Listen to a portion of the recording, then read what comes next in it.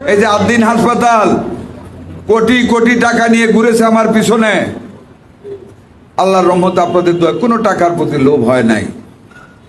আমার মাননীয় প্রধানমন্ত্রী বলেছেন, আপনি যা করবেন না আমি আপনাকে পূর্ণ সমর্থন দিয়েছি। আমি লাইসেন্স বাতিল করে দিয়েছি।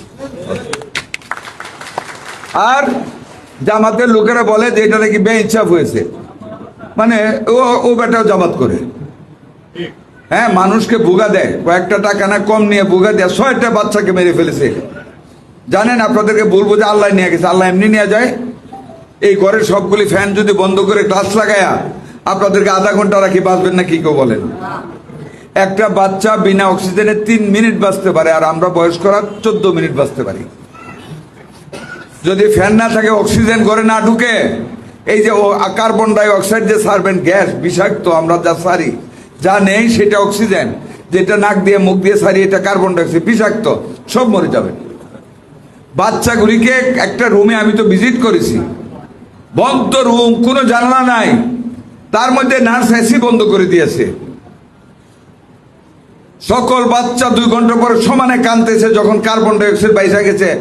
ওই প্রত্যেকের সাথে মা আছে, বাইরের লোক আছে, কান্দা কান্দা জুড়ে জুড়ে মায়েরা ডাকছে। একটা নার্স আসে নাই, একটা ডাক্তার নাই ডিউটিতে। তারপরে একটা বাচ্চাকে নিয়ে গেছে উপরে, 15 মিনিটে সেই বাচ্চা ভালো। ঘর থেকে নেয়ার 15 মিনিট পরে যে বাচ্চাটা ভালো হলো, তখনই তো ডাক্তারের চিন্তা করা উচিত বাচ্চাটা এখন ভালো হইলো কেন। আমি যে আনার এই ডাক্তার না, আমিও তো বুঝতাম যে বাচ্চা তো মুক্ত বাতাসে এসে ভালো হয়েছে, তার মানে ওইখানে অক্সিজেন পায় নাই। আবার বাচ্চাটাকে ঘরে নেছে, নেওয়ার পরে 6টা বাচ্চা একসাথে মারা গেছে। তার লাইসেন্স বাতিল করবো নাকি চুমা বদুরা বলেন তো? হ্যাঁ, ওরা এখন ওনার পক্ষে কথা বলে, কথা বলো আর যাই করুক, বাতিল করছি তো করছি। এই একটা পানিশমেন্টে সারা বাংলাদেশের প্রাইভেট হসপিটালগুলি ঠিক হয়ে যাবে। একটার পানিশমেন্টে মানুষকে সেবা দিতে হবে। টাকা নিবে, সস্তা কথা বলে কম নেয়। আরে কম নেয় কি? কম নেই, হ্যাঁ, পেট কাইটা কম নেয় কি করে? এগুলি মানুষ মায়ের ফেলছে, 6টা মায়ের বুক খালি হয়েছে।